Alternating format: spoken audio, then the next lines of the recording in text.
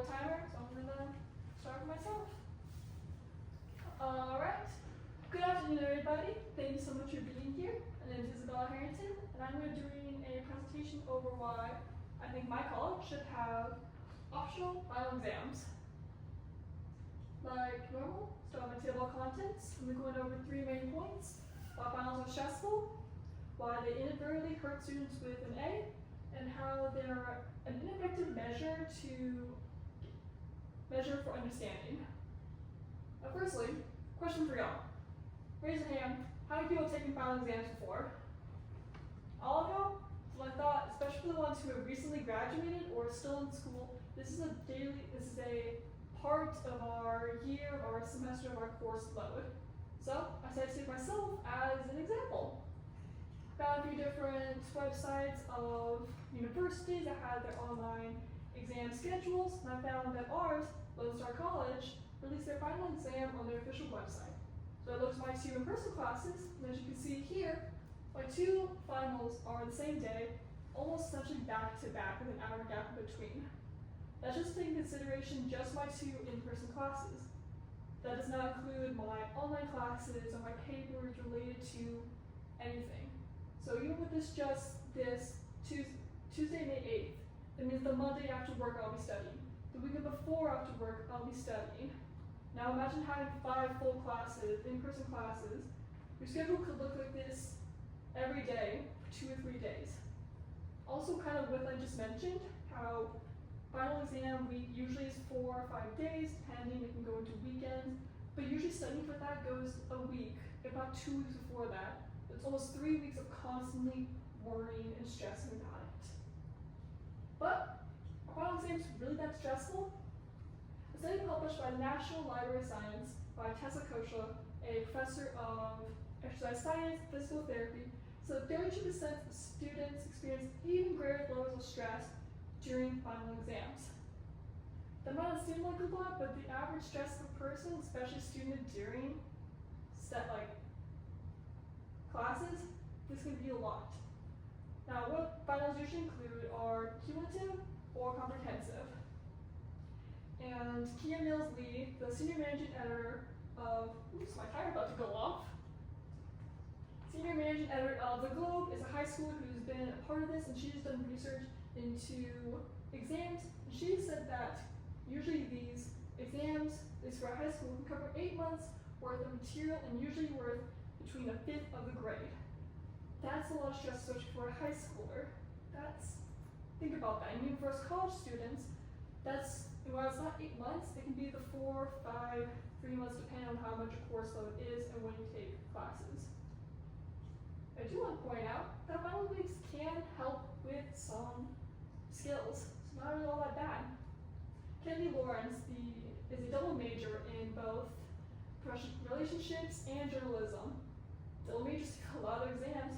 She says that finals, are able to help students develop time management skills that are essential in, life. What are these skills, you might ask? Well, the Harvard Summer School use research from their students and put together a list of tools and skills that students can learn. I picked out 3, and we'll go a little bit into them. First, realistic and flexible. I take this as being mindful of where your abilities are. If you're not a good test taker, it's okay for not worrying about that, and you know that I cannot get an A every single exam. Don't set that bar for yourself. Give yourself some flexibility and be realistic. Okay, I can't get an A in every exam. I can try for a B, and a B can work. Use tools that work for you. This almost goes into the study aspect. You can develop it over time during the semester. You might realize that, hey, flashcards work really well for me. Like they did in my kinesiology class when I was learning muscles and bones in the body. And I'm able to recognize patterns and learn memorization really well. And that also cuts down the stress of finals week of worrying, oh my gosh, how am I supposed to memorize everything all at once? Lastly, make time to have fun. Finding the balance in work and life is also essential in everyday life once you graduate. Making time to go say hi to your friend, treat yourself to a little snack. Just have a little fun, since we humans, we do get burned out. We get burned out, especially during finals week. You're not able to put as much mental focus and energy into your finals and studying. I cut off. Also point out that these can also improve retain information skill. Lawrence again said that finals are able to assess abilities to retain and store information. This usually comes back with the cumulative part. Cumulative exams test students on everything they have learned throughout the year. So if you have learned every single thing from day one, you have to reteach yourself everything in that amount of time. Keep that in mind. Now, back to my other points.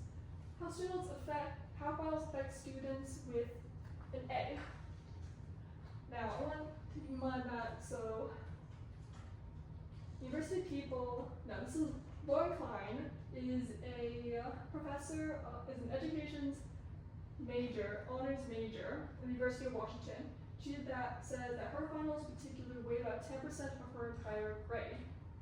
So let's take this idea for example. 5 classes, 2 of them are part of your major. They're part of the career you want to go into. Well, you only need to see one of your general educations. Why should you focus on that? Why should you put more time and energy into this general education class when you should really be putting more time and energy into your major classes? With this, what if you are a student that relies on academic scholarships? With that, you need to be able to keep a solid GPA of, it could be anywhere between, let's say, a 3.4. Those A's, those A minuses, B's and B's plus start to add and tack into that. So even if, you made an A minus, well, it's still an A. A minuses drop your GPA. Those add and keep going. Your GPA is going to get lower and lower. And that can add the mental stress of, I have to keep my grades up for economic reasons. Maybe it might not just be the scholarships, it could be my parents will help me pay for college, or I'm spending out too much time studying for these classes when I can't be working. That's almost another layer of stress to students on top of life, work, and just studying. Also, is this truly the best way to measure understanding? Back to cumulative finals. You've done, think of all of the exams, all the quizzes, all the projects, all the homework, all that studying. You've done not just to keep a solid grade in this class. So you kept a solid B in this class. You've done all of this the entire semester just for that B. You're so proud of it. Well, now you have to go reteach yourself all that content again, especially from the beginning. Not 1, up 2, but all 5, let's say 5 of your classes.